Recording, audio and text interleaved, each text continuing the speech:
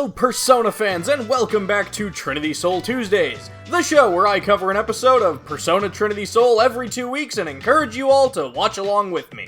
When we last left off, Takuro and friends all ended up watching Cycloid V on Inui's TV. And on today's episode, Jun is wandering through his house, but something seems off. Someone left the sink running and, oh hey, it's Ryo! Wait, where the heck are we? The gang is telling Akihiko all about the scabs, or whale feathers, wow, never thought I'd say that's the preferable name for these things, and about their conversation with Ayane, who Akihiko reveals to them is Ayane Komatsubara, the only daughter of Keisuke Komatsubara, or Mayara Kujo as he's now known, the leader of the Maribito. We learn that she was also one of the children given a complex persona and experimented on by her father's organization, but she mysteriously disappeared while traveling to a gathering of the project's sponsors. They believe that the artificial persona research conducted by Komatsubara could be responsible for the crazy incidents happening right now, as well as the events from 10 years ago, which is why Shin, Takuro Megami, and still not Konoru are their main hope right now for putting an end to the Maribito. Later that night, Saki and Udo are discussing what it was like when Shin used Abel to cut their personas away from them, and even Saki confesses that it felt like she was freed. Udo tries to suggest that they ask Shin to perform the same thing on her, Sotaro, Shiba, and... Okay, yeah, I was done talking. Udo clearly doesn't have as much faith in Kujo's plan as the others, and isn't even sure if he'll ever wake up from his coma. But since Toma gave his life for this mission, Saki is committed to it. The next day, Shin fakes being sick to get out of class so he can meet up with Jun at a clock tower because Jun invited him out. So I guess we're finally increasing this social link because apparently, yeah, Jun just wanted to hang out. We also see this random dude with a bouquet of flowers. That'll be important later. And so the two brothers chill out together. They eat crepes and look at pretty dresses together and... Yuki. Okay, sweet, that cap is off. Yeah, Jun is Yuki now. We've kind of known about this, but it's nice everyone else is on board too. So yeah, she tells Shin about how she and Jun just wanted to be alone, and Ayane granted that wish for them. Jun is probably in the Sea of Souls with Ryo right now, and she tells him not to worry because he'll totally be back. As they continue walking around, they pass by another clock tower, and Shin notices a lady who looks sad and bored. That'll be important later.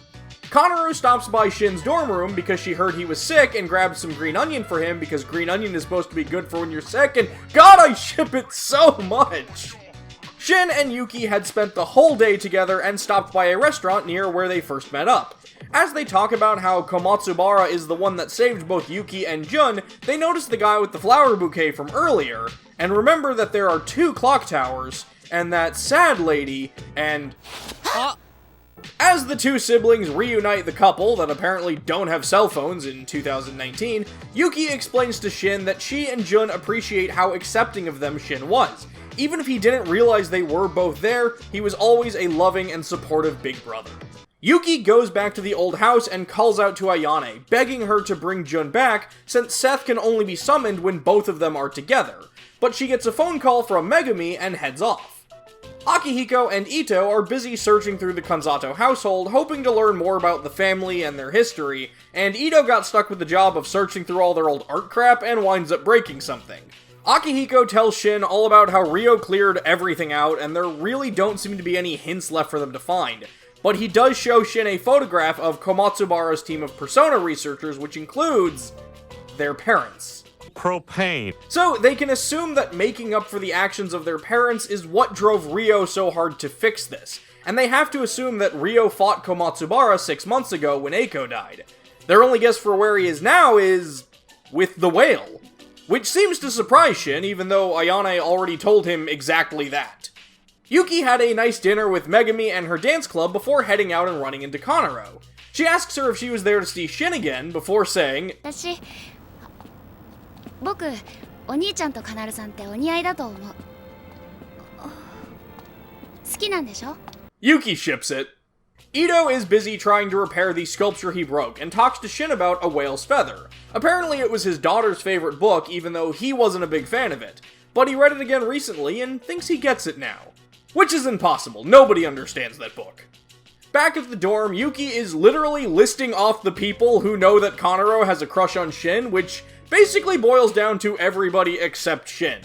Mayuri pulls up in the Maribito mobile and tells Yuki that it's time to go home. Yuki tries to tell her that she can't use her persona right now, but Mayuri whispers something in Kanaro's ear which causes her to faint before kidnapping Yuki and driving off.